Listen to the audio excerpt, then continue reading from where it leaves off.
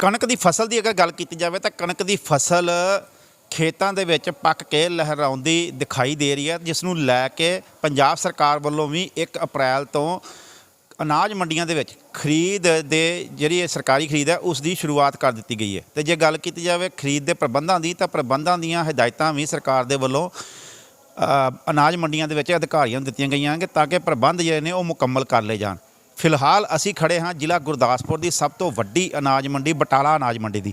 जे गल की जाए प्रबंधों की, तो प्रबंधों नूं लैके भी गलबात करांगे, पर फिलहाल तुहानूं मैं तस्वीरां दिखा दियां बटाला अनाज मंडी दियां। इत्थे 3 अप्रैल तक कोई भी ढेरी जिहड़ी फसल दी है वो इत्थे पहुंची दिखाई नहीं दे रही। अनाज मंडी बिल्कुल ही खाली नज़र आ रही है, पर सरकार दीयां हिदायतां दे मुताबक जिहड़े प्रबंध ने उन्हां प्रबंधां नूं किस तरीके दा जिहड़ा है इत्थे रूप दिता गया है, प्रबंध किस तरीके नाल मुकम्मल किए गए हैं, उन्होंने लैके साडे नाल इत्थे बटाला अनाज मंडी के अधिकारी परमजीत सिंह मौजूद ने। पर जे गल की जाए फसल की, तो फसल फिलहाल इत्थे नहीं पहुंची। इसका कारण भी जानने की कोशिश करांगे कि क्यों हाले तक बटाला अनाज मंडी च फसल नहीं पहुंची।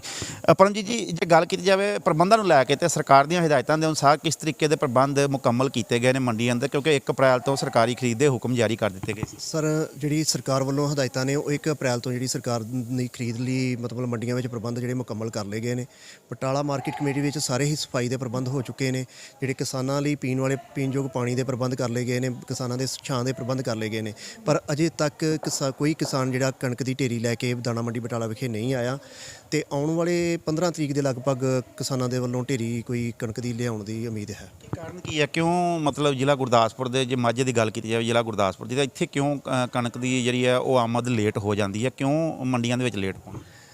सर साडे जिले में थोड़ी नमी वध हुंदी है, इस करके जिहड़ी है फसल थोड़ी लेट पकदी है, क्योंकि सरकार वालों जिहड़ी है 12% नमी निर्धारित की गई है कणक की। जे 12% तो उपर किसी ढेरी की नमी आउंदी है उहदे खरीदण च वेचण च मुश्किल आउंदी है। इस करके किसानों नूं 12% नमी की ही ढेरी जिहड़ी वो लई जाएगी। पर यह है कि जदों नमी वध हुंदी है इस करके थोड़ी जिहड़ी वाढी है वो लेट हो जाती है। ਤੁਸੀਂ ਨਮੀ ਦੀ ਗੱਲ ਕੀਤੀ ਹੈ, ਨਮੀ ਨੂੰ ਲੈ ਕੇ ਜਾਂ ਫਿਰ ਤੁਲਾਈ ਨੂੰ ਲੈ ਕੇ ਜਾਂ ਫਿਰ ਬਾਰਦਾਨੇ ਨੂੰ ਲੈ ਕੇ ਕਈ ਵਾਰ ਪਿਛਲੇ ਸੀਜ਼ਨਾਂ 'ਚ ਵੀ ਮੁਸ਼ਕਲਾਂ ਦਾ ਸਾਹਮਣਾ ਕਰਨਾ ਪੈਂਦਾ ਕਿਸਾਨਾਂ ਨੂੰ। ਇਸ ਤਰੀਕੇ ਦੀਆਂ ਕਈ ਖਬਰਾਂ ਵੀ ਨਿਕਲ ਕੇ ਸਾਹਮਣੇ ਆਉਂਦੀਆਂ ਨੇ, ਤੇ ਹੁਣ ਇਸ ਵਾਰ ਸਰਕਾਰ ਦੀਆਂ ਹਦਾਇਤਾਂ ਅਨੁਸਾਰ ਇਹਨਾਂ ਚੀਜ਼ਾਂ ਨੂੰ ਲੈ ਕੇ ਕਿਸ ਤਰੀਕੇ ਦੇ ਪ੍ਰਬੰਧ? ਸਰ ਸਰਕਾਰ ਵੱਲੋਂ ਵੱਖ-ਵੱਖ ਖਰੀਦ ਏਜੰਸੀਆਂ ਨੂੰ ਬਾਰਦਾਨਾ ਪੂਰਾ ਕਰਨ ਦੇ ਜਿਹੜੇ ਪ੍ਰਬੰਧ ਨੇ ਉਹ ਪੂਰੇ ਕਰ ਲਏ ਗਏ ਨੇ। ਖਰੀਦ ਏਜੰਸੀਆਂ ਵੱਲੋਂ ਇੰਸਪੈਕਟਰਾਂ ਨੂੰ ਮੰਡੀਆਂ ਵਿੱਚ ਬਾਰਦਾਨਾ ਆ ਚੁੱਕਾ ਹੈ। ਜਿਸ ਦਿਨ ਤੋਂ ਕਣਕ ਫਸਲ ਜਿਹੜੀ ਆ ਆਉਣੀ ਚਾਲੂ ਹੋ ਜਾਏਗੀ, ਉਹਦੀ ਖਰੀਦ ਚਾਲੂ ਹੋ ਜਾਏਗੀ, ਬਾਰਦਾਨਾ ਆੜ੍ਹਤੀਆਂ ਨੂੰ ਅਲਾਟ ਕਰ ਦਿੱਤਾ ਜਾਂਦਾ ਹੈ। ਨਮੀ ਦਾ ਕੀ ਮਾਪਦੰਡ ਰੱਖਿਆ ਗਿਆ? 12% ਨਮੀ ਵਾਲੀ ਜਿਹੜੀ ਢੇਰੀ ਆ ਉਹ ਪਾਸ ਹੁੰਦੀ ਆ, ਜਿਹੜੀ 12 ਤੋਂ ਵੱਧ ਆ ਉਹਨੂੰ ਵੇਚਣ 'ਚ ਦਿੱਕਤ ਆਉਂਦੀ ਹੈ। ਜਦੋਂ 12% ਨਮੀ ਹੋ ਜਾਂਦੀ ਹੈ ਤੇ ਉਹਦੀ ਉਸੇ ਵੇਲੇ ਪਰਚੇਜ਼ ਪੈ ਜਾਂਦੀ ਹੈ। ਜਦੋਂ 12% ਨਮੀ ਦੀ ਕੋਈ ਢੇਰੀ ਆਉਂਦੀ ਹੈ ਤੇ ਉਸ ਦੀ ਕੀਮਤ ਕੀ ਹੁੰਦੀ ਹੈ ਸਰਕਾਰੀ ਤੌਰ 'ਤੇ? ਸਰਕਾਰ ਵੱਲੋਂ ਇਸ ਵਾਰ ਜਿਹੜੀ ਕੀਮਤ ਆ 2015 ਰੁਪਏ MSP ਜਿਹੜਾ ਨਿਰਧਾਰਿਤ ਕੀਤਾ ਗਿਆ। ਜਿਹੜੀ 12% ਨਮੀ ਵਾਲੀ ਢੇਰੀ ਹੋਏਗੀ ਉਹਦੀ 2015 ਜਿਹੜਾ ਸਰਕਾਰ ਨੇ ਰੇਟ ਫਿਕਸ ਕੀਤਾ।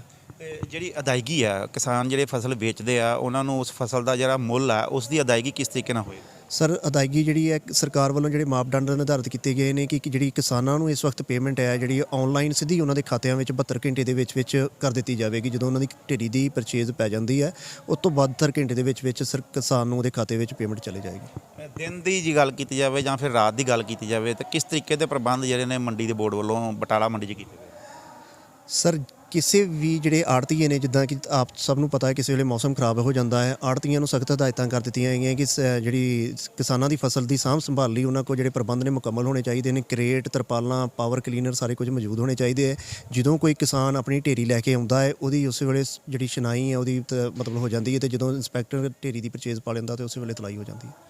ਤਾਂ ਕਿਸਾਨਾਂ ਨੂੰ ਕੀ ਕਹਿਣਾ ਚਾਹੁੰਦੇ ਹੋ, ਕਿਉਂਕਿ ਜਿਸ ਤਰੀਕੇ ਨਾਲ ਤੁਸੀਂ ਮਾਪਦੰਡ ਡੰਡਿਆ ਕਿ 12% ਹੀ ਮਾਪਦੰਡ ਹੋਣਾ ਚਾਹੀਦਾ ਨਮੀ ਦਾ, ਤਾਂ ਉਸ ਤਰੀਕੇ ਨਾਲ ਹੀ ਫਸਲ ਦੀ ਜਿਹੜੀ ਖਰੀਦ ਵੀ ਜਲਦੀ ਹੋਏਗੀ ਅਤੇ ਪੇਮੈਂਟ ਵੀ ਜਲਦੀ ਹੋਏਗੀ, ਤਾਂ ਕਿਸਾਨਾਂ ਨੂੰ ਕੀ ਕਹਿਣਾ ਚਾਹੀਦਾ? ਅਸੀਂ ਸਿਰਫ ਕਿਸਾਨਾਂ ਨੂੰ ਇੱਕੋ ਬੇਨਤੀ ਕਰਦੇ ਹਾਂ ਕਿ ਜਿਹੜੀ ਆਪਣੀ ਫਸਲ ਹੈ ਉਹ ਸੁਕਾ ਕੇ ਵਡਾਉਣ, ਤਾਂ ਜੋ ਉਹਨਾਂ ਨੂੰ ਕਿਸੇ ਤਰ੍ਹਾਂ ਦੀ ਮੰਡੀ ਵਿੱਚ ਆਉਣ 'ਤੇ ਮੁਸ਼ਕਿਲ ਨਾ ਹੋਵੇ। ਜਿਸ ਦਿਨ ਤੁਸੀਂ ਫਸਲ ਲੈ ਕੇ ਆਉਂਦੇ ਹੋ ਉਸੇ ਦਿਨ ਤੁਹਾਡੀ ਪਰਚੇਜ਼ ਹੋ ਜਾਵੇ। ਇਸ ਲਈ ਆਪਣੀ ਜਿਹੜੀ ਆ ਫਸਲ ਜਿਹੜੀ ਸੁਕਾ ਕੇ ਵਡਾਓ।